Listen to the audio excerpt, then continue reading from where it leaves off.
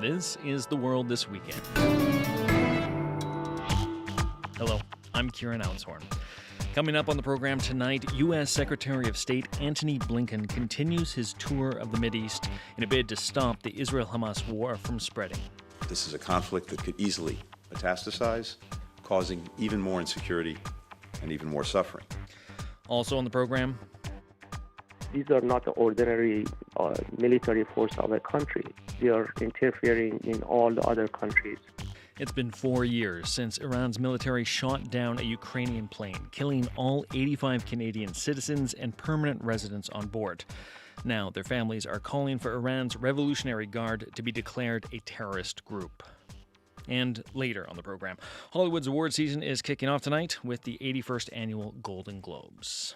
But first, America's top diplomat is trying to reduce tensions in the Middle East. Antony Blinken continues his tour of the region with stops in Jordan and Qatar today. There is deep concern in Washington that the war between Israel and Hamas could expand into a larger regional conflict. That concern sparked by continued fighting between the IDF and Hezbollah along the Israel-Lebanon border. CBC's Katie Simpson reports from Washington. The body of Hamza al-Datu is held up by mourners on a makeshift gurney. His sister and father sob, holding and kissing his hand one last time. The 27-year-old journalist was killed by an Israeli airstrike near Rafah, one of several reporters in a car that was hit. His father, Wael al-Datu, the well-known Gaza bureau chief for the Al Jazeera network, was already mourning his wife, another son and daughter, and his grandson, all killed in an Israeli airstrike in October. How can someone receive the death of their oldest son after everything in my life, he says. This conflict is now entering its fourth month, as today marks exactly 3 months since October 7th, the day Hamas launched its attack on Israel. Concern growing now, violence is broadening and escalating. In the occupied West Bank, cars drove slowly past pools of blood on the street. 6 people were killed in an Israeli airstrike launched after an Israeli police officer was killed in what Israel says was a counter-terrorism operation at the Jenin refugee camp. Air raid sirens blared in northern Israel, where Hezbollah says it aimed more than 60 rockets this weekend. The Iranian-backed group says it was retaliation for the killing of a senior Hamas leader in the suburbs of Beirut. Israeli forces fired back, saying they hit Hezbollah targets in Lebanon, with Prime Minister Benjamin Netanyahu delivering a new warning. I suggest that Hezbollah learn what Hamas has already learned. No terrorist is immune. We are determined to defend our citizens, he said. If we can, we will do so diplomatically, and if not, we will work in other ways. This is a moment of profound tension in the region. U.S. Secretary of State Antony Blinken has returned to the Middle East for a week-long diplomacy mission, holding meetings with regional leaders in more than half a dozen countries, including Israel, all in the hopes of de-escalating that profound tension. We share a commitment to ensure that the conflict does not expand. Blinken says he will again urge Israel to do more to protect civilians in Gaza, while trying to facilitate the delivery of more humanitarian aid. He's also trying to re-energize hostage negotiations, which have become harder, according to regional leaders, since the killing of that senior Hamas leader this past week. Katie Simpson, CBC News, Washington. A Canadian surgeon is sharing the devastating scenes he witnessed in Gaza. Dr. Anas Al-Qassam was part of a delegation of Canadian and American doctors who went to Gaza in December. Now back in Canada, Al-Qassam says that doctors in Gaza are being forced to make impossible decisions every day. In Canada, even like in a bigger trauma center like St. Mike Hospital or the General Hospital in Hamilton, if you receive maybe 2 gunshots, that's probably the max what you're going to get in a tough day. But imagine that you receive 15 injuries at once. 50% of them, I was calculating, probably 7, 8 children at once, with all kind of injuries, head, chest, abdomen, and lower extremities. And one patient doesn't only take one surgeon. It might actually need 3 or 4 surgeons working on one body. Wow. And we're only 6 surgeons, imagine that. So we had to make very difficult decision in order to save some lives, and we had to keep some, aside because we don't have the capacity to deal with all these kind of injuries and casualties at once. El Qasim is the chief surgeon at Norfolk General Hospital and West Haldimand General Hospital near Hamilton, Ontario. Well, one of Prime Minister Justin Trudeau's signature climate policies is facing a stiff pushback from the government of Saskatchewan. This month, the province stopped charging residents the federal carbon tax, a move that may be illegal and unconstitutional. But as Kate McKenna explains, it may also mean less money for Saskatchewan households. This works out to be about $297 every quarter. Saskatchewan resident Germaine Romberg holds a document with a line item showing how much money she receives in carbon rebates. It's about $1,200 a year. The federal carbon pricing rebate goes a long way in her home. She says it's more than what she pays in carbon taxes and helps pay the bills. Those big lumps, 4 times a year, make a big difference. And my kids' birthdays kind of depend on them because my one birthday's in October, the other's in January. She fears her province's plan to stop collecting and paying the price on carbon could put that rebate at risk. Premier Scott Moe has been one of the most vocal critics of the levy.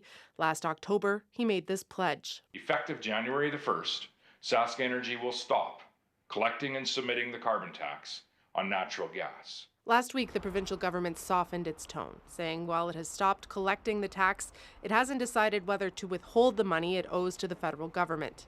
Dustin Duncan is the minister responsible for Crown corporations like Sask Energy. We haven't made a decision at this point. That won't happen until later in February. Some experts warn withholding federal taxes is illegal, and with less money paid into the carbon pricing scheme, a family could receive a smaller rebate. Brett Dolter is an economics professor at the University of Regina. Most households, as a result of that process, would get more money back than they pay in carbon pricing. Those rebates are going to be lower.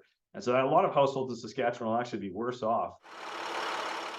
The political fight over carbon pricing heated up after the federal government announced a temporary carve-out for home heating oil, a move that disproportionately benefits Atlantic Canadians, prompting outrage from some premiers, including Alberta's Danielle Smith. All this is doing is just causing unfairness, making life less affordable, and really harming our most vulnerable as we get into the winter season. The federal government didn't have a response when asked how it'll react if Saskatchewan does not pay up. A spokesperson for the finance minister reiterated the Supreme Court upheld Ottawa's carbon pricing plan and says most families get more money in rebates than they pay in taxes. Kate McKenna, CBC News, Ottawa. Ceremonies across Canada today mark the 4th anniversary of the downing of Flight PS752. On January 8th, 2020, the Ukrainian airliner was shot down by Iran's Revolutionary Guard shortly after taking off. Everyone on board died, including 85 Canadian citizens and permanent residents. As Peter Cowan reports, families of those who died are calling on Canada to take harder stance against the perpetrators. 4 years has passed, but every day has been a painful day for everybody, I think. Hamid Ismailian's wife and daughter were on board the Ukrainian International Airlines flight as it took off from Tehran. After 2 minutes in the air, missiles slammed into the plane. No one survived. Today he arrived at a cemetery in Markham, north of Toronto, with a single red rose. He joined other family members like Rehana Dirani as they stopped by grave sites of some of the 176 victims for hugs, tears, and memories. I want to thank all of you for coming today, for remembering our father, and for all the passengers that were on the flight. After 4 years, it's the support from other families that's helped them through. The families are the closest friends to me right now, and we do everything together. I mean, without them, it's not possible to pursue this bumpy road.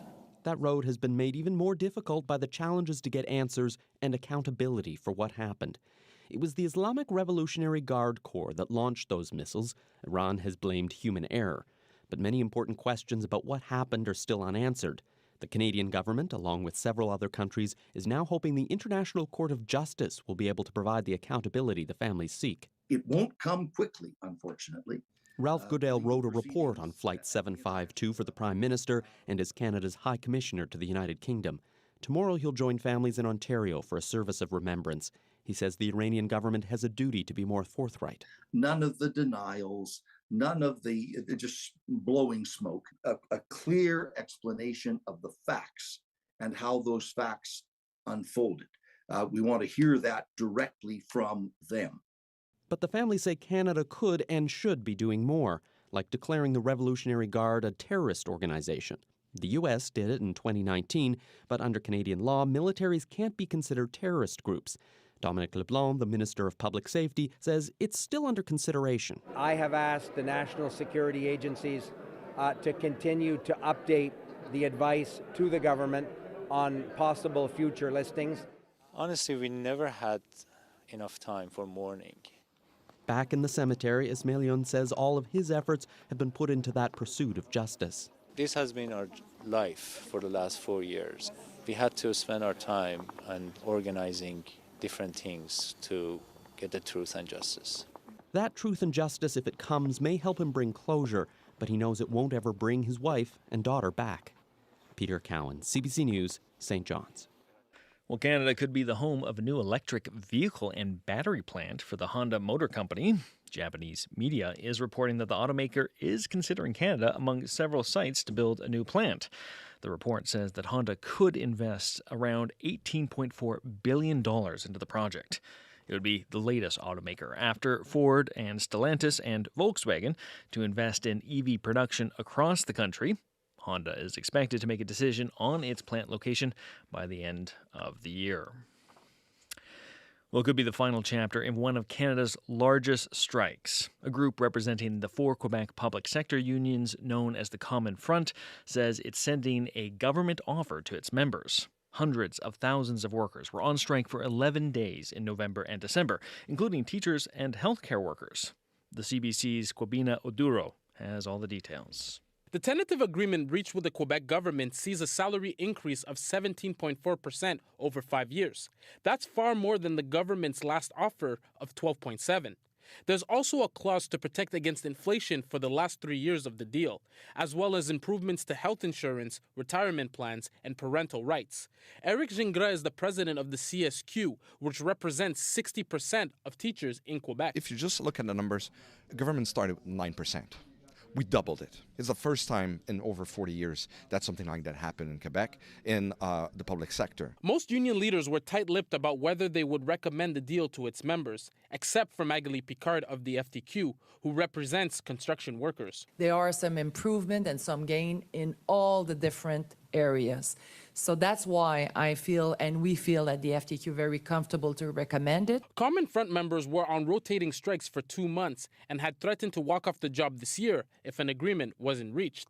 Even though that's been avoided, labor expert Barry Eidlin says it was a tough road to get to this point. The fact that you had to have port blockades and casino blockades just to get the government to come to the table. Eidlin says a key question still remains about whether members would like the deal or not. After weeks of being on strike and weeks of popular mobilization, that has an effect on people's expectations. And with the raised expectations, it might not be enough to satisfy the members. The Quebec government calls the agreement reasonable and balanced. The 4 union federations will hold consultations until mid-February, and then a ratification vote will be held.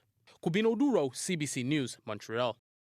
A man who lost his family's life savings trying to buy his first home in Canada has a warning for other people thinking about buying a condo before it's constructed. He says if you change your mind and want to back out of the purchase, you may be out a whole lot of money. Yvette Brand has that story. 5 years after Sudeep Sirigal immigrated to Canada, he put a down payment on his first Canadian home. The money came from his mother and father and his own savings. He paid an $81,990 deposit on a new townhome in Surrey that wasn't built yet. He visited it all the time until the deal fell apart because he wasn't able to sell his old property. On the outskirts of Delhi, despite my best efforts, I was not able to sell it off. And then unexpectedly, we had floods in Delhi, and it just made everything very complicated. He found another buyer and tried to get permission to reassign that contract to them. but the developer refused and kept his deposit that he'd borrowed from his family. We have been ruined. While his case is extreme, it's not unusual. A growing number of Canadians are walking away from their deposits on pre-sold homes. Real estate lawyers and brokers blame the economy, interest rates, and a slowdown in sales. Toronto broker Barry Lebeau. And I'm hearing stories about many people walking away. Vancouver real estate lawyer Kenneth Pastor says buying something before it's built is a high risk. People buy pre-sales because they're looking in the future. Pastor says often buyers fail to read the complex contracts they sign for a home under construction. He says they're not easy to back out of. You can't negotiate these things. These are all very one-sided contracts in favor of the developer. And those terms are non-negotiable. Realtors say Senegal hit a particularly bad market to try to back out of. He urges Canadian buyers to be wary. Get a lawyer before you sign the contract. For me, it was a first-time buy. I'm not an investor. I'm an innocent purchaser. And my realtor did not advise me at all. We just went and signed. The developer declined comment on what they described as a legal matter. So, with little resources, I may have to return back to India, and my Canadian dreams have been ruined and crashed. For now, he's living in a basement suite with all of his packed suitcases, hoping against hope he can get back the deposit paid on his dreams back in hand. Yvette Brand, CBC News, Vancouver. In Bangladesh, voters are awaiting official results of an election that was never really in question. The country's ruling Prime Minister Sheikh Hasina is on course to easily capture her fourth straight term. That's because the main opposition party boycotted the vote. CBC's South Asia correspondent Salima Shivji explains why. Minutes after polls closed across the South Asian nation, a group of election officials sat in a circle in Bangladesh's capital, Dhaka, and started opening ballots and tallying them. There was tight security, some 800,000 security personnel vigilant on election day, but little mystery over the outcome. The ballots being counted offered virtually no choice.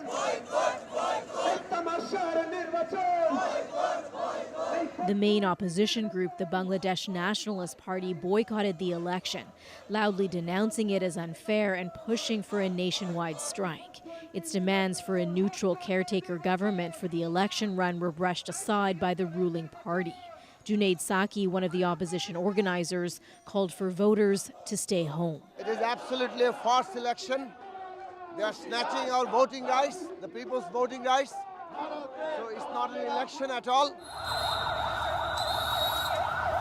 The opposition ranks were decimated by a crackdown in the months before the vote. The country has seen mass arrests and a stifling of freedoms, a repressive environment that human rights groups and Western observers call disturbing. And while Election Day was peaceful, the days leading up to it were tense. Fire crews worked to douse the flames engulfing a train after a suspected arson attack killed 4 people, and more than a dozen polling stations were set on fire. At protests leading up to the vote, the prevailing mood was despair. Usually voters decide, protester Pritam Das says, but here in Bangladesh, people don't have a choice. We all know who is going to win, his fellow protester echoes. Prime Minister Sheikh Hasina, who cast her ballot early in the day with her win of a 4th straight term, a foregone conclusion. She was defiant, defending her government's actions. I have to prove credibility, right? To whom? To whom? A terrorist party? No. I have my accountability to people, to the people. For many in the country, the vote is tainted. We are very disappointed, says Raunak Jahan, a fellow with the Dhaka-based Center for Policy Dialogue, with Bangladesh effectively a one-party state. We were making little baby steps, and now that we are back to square one, I am, of course, very worried about the future. That fear of the future deepening for disillusioned voters who stayed home in an election with only 40% turnout compared to 80% last time. People like rickshaw driver Mohammed Saidur. Why would I vote, he says. What's the point? Salima Shivji, CBC News, Mumbai. As you heard earlier on the show, diplomats are working to stop the war between Israel and Hamas from spreading. Since October, the IDF has been exchanging fire with Hezbollah across Israel's border with Lebanon. Freelance reporter Rebecca Collard explains how Hezbollah went from being a small militia to a major political force in Lebanon. We first brought you this story last December. In the mountains of South Lebanon, Hezbollah fighters ski with AK-47s and shoot from the back of ski-doos. The sleekly produced video released last year is visual evidence of Hezbollah's transformation from a shadowy guerrilla group into a powerful non-state military force. Hezbollah, which means Party of God, was established in 1982 to fight Israel's invasion and later occupation of South Lebanon, with the help of Iran's Revolutionary Guard. That same year, Hiam Harb gave birth to her first child in a displacement shelter in Beirut. Just 22 years old, she had fled Israel's invasion, but the bombing of Beirut intensified, and Harb went back to her home in the south. There, she saw Hezbollah's early days. She describes how Hezbollah attacked Israeli soldiers from what she calls under the table. Then, Hezbollah had just a few hundred fighters and simple weapons. In 1985, Hezbollah released its first manifesto, promising to push Western forces out of Lebanon, end the colonial presence, and what it calls the Zionist occupation of Palestine. Lebanon was still deep in its civil war. In 1989, that war ended and Lebanon's militias were disarmed. But South Lebanon was still occupied, and Hezbollah, the resistance, was allowed to keep its weapons. In 92, they enter parliament after a huge existential dilemma. Should we be in the system or outside the system? Bashir Sadeh is a lecturer at the University of Stirling. That moved it from being a guerrilla underground militant operation to becoming a fully fledged political party with an armed wing.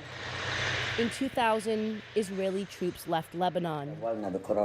Harb describes being able to visit villages she hadn't seen in almost 2 decades, and the end of the bombings and raids she'd become so used to, or at least she thought. In 2006, Hezbollah captured Israeli soldiers, setting off a month-long war that destroyed swaths of South Lebanon, including Harb's house. Hezbollah helped her rebuild. By then, her son had joined the group. I support the resistance, and I supported my son to join the resistance, she says. While many countries, including Canada, designate Hezbollah as a terrorist group, Harb calls them her protectors. And there's another side of Hezbollah that fosters loyalty to the group. In a Beirut supermarket, portraits of Hezbollah leaders hang on the wall. The shelves are stocked with staples, many imported from Hezbollah's allies in Iran and Syria. Like thousands of others, Harb has a card that gives her access to the discounted supermarket and also medications. Hezbollah even helped with her cancer treatment. But not everyone in Lebanon supports Hezbollah, and calls have grown for it to disarm. Still, Bashir Sadeh says, Hezbollah is here to stay. It is deeply organically linked to the Lebanese population. The resistance idea is here to stay. Way after anything happens in this war. Past military conflicts with Israel have only bolstered support for the Party of God, and decades of war in the region have shown military might is rarely able to conquer ideologies of resistance. Rebecca Collard for CBC News, Beirut.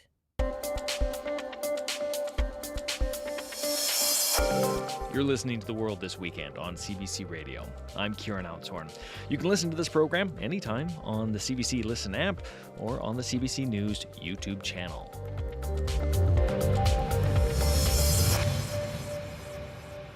The Golden Globe Awards are being held tonight, and a number of Canadians are vying for prizes, including Ryan Gosling, who's in the running for Best Supporting Actor for his turn as Ken in the Barbie movie. The Golden Globes have been dogged by controversies in recent years, with the organization who ran the ceremony, the Hollywood Foreign Press Association, disbanding last year after it was revealed that they didn't have any black voters. The award show is now back with a new team behind it this year, and I spoke with CBC journalist Jenna Benjitrit about how tonight's show is going to be different. So no Hollywood Foreign Press Association involvement this year. How is that going to change how tonight's broadcast goes? So not much, actually. The HFPA was dissolved last year after a corruption scandal, a lot of criticism directed at it because of the lack of diversity in their membership, specifically the lack of Black members. So now the Globes have sort of been turned into a for-profit organization that has a bit more structure, more of a foundation in place so that employees can actually be held accountable for some of that bad behavior. So it's really more of an internal change than something that will be immediately apparent to the audience. The former members of the now dissolved HFPA are salaried employees, and new members of the voting body get to vote but won't get paid. So does that really change much about the broadcast tonight? Maybe not, but it does have some implications for the voting process because employees can now get fired if they commit bribery or something to that effect. So it's possible that the playing field has been evened somewhat by these changes. Right. Okay. So when we're looking at the TV tonight, it's going to look pretty much the same. And from my understanding, the Golden Globes, these have been pretty freewheeling affairs. There's been a lot of drinking, a lot of people having a good time. So are we expecting that to be different at all, or is it still going to be pretty much the same on that level? There will still be alcohol served at the Golden Globes tonight. Viewers can pretty much expect that the awards will proceed as they have in the past. Lots of celebrities, lots of drinking, eating. There will be a host, comedian Joe Coy. I think the spirit of the Golden Globes will remain intact, that freewheeling spirit, like you mentioned. It's just that some of those behind-the-scenes changes might change the outcome of the awards themselves. Yeah. Okay, I want to ask a question just about sort of like how this tinges the Golden Globes, because these corruption charges or whatever that existed previously, does that maybe change how people think about the Golden Globes in the past and maybe how they're thinking about it going forward? I think so. I mean, like you said before, they've always sort of had this reputation for being just maybe a little bit more lowbrow than, the Oscars or some of the other award ceremonies. Obviously, some really serious charges have been leveled against the organization. So I think that this year will sort of be the test to see how these maybe more broader structural changes will actually change the way that the awards look in the future. Mm-hmm. Okay, so and another one of these things that's changing tonight is that the show tonight is actually going to be streamed. Mm-hmm. And from what I understand, that's pretty new, that this is something that awards show have been slow to come to over time. Yeah. So are we imagining that that's going to maybe be a precedent that's also followed by some of these other award shows? Yeah, so actually last year the Screen Actors Guild's award they moved to streaming. So the fact is that award shows have been losing viewers on broadcast for many years, right? We're never going to go back to an era where 50 million people are watching the Oscars on live TV like they did in the 90s. I do think it's something that will become more common, especially because every streaming giant sort of has like a sister broadcast network. And those broadcast networks are the home of major award shows. So it makes sense that these companies will try to reach viewers on every single platform that they have access to. And obviously that includes streaming. Yeah. Okay. Thanks so much for coming in and straightening this all out for us. Thank you so much for having me. The CBC's Jenna Benjitrit here in Toronto.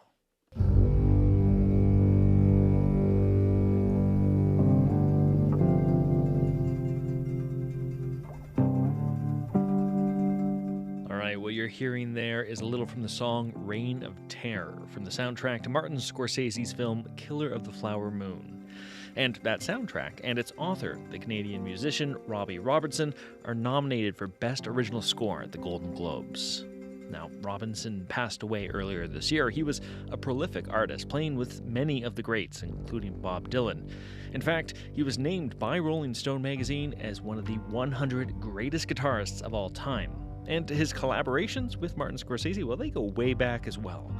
Robinson scored a number of Scorsese's movies, including 1982's The King of Comedy, as well as Gangs of New York, The Wolf of Wall Street, and The Irishman.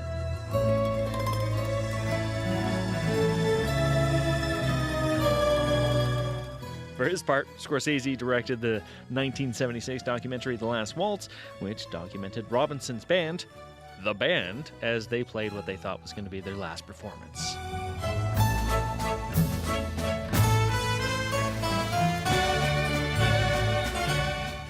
Okay, that's it for this edition of The World This Weekend. We're going to leave you with a little bit of the theme from The Last Waltz by the band. I'm Kieran Outzorn. Thanks for listening tonight. We'll talk to you next week.